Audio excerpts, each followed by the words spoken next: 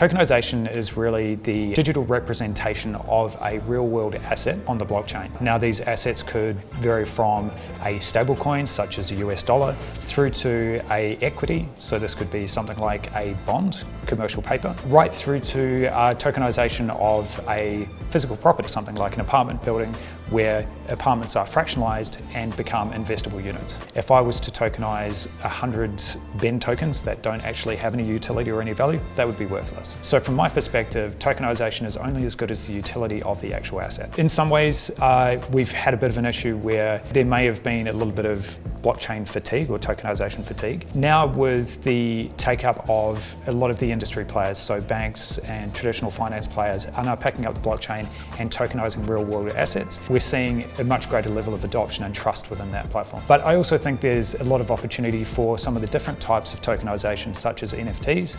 You've got a corporation who wants to have redemption tokens that can be used across different business verticals. There are a lot of different investment products in the market which are very, very hard for your average consumer to gain access to. An example of a very expensive bottle of whiskey, your minimum investment amount is going to be $10,000. With NFTs or a tokenized asset, you would actually be able to get a lower barrier entry point to invest in those products. So tokenization in itself does have a few fundamentals which are challenging to a large number of people. Firstly, it is very developer-centric, so it requires a knowledge of tokenization language. Another side of things is that having the ability to manage wallets and tokenize at scale tends to be a little bit of a barrier for people to get started.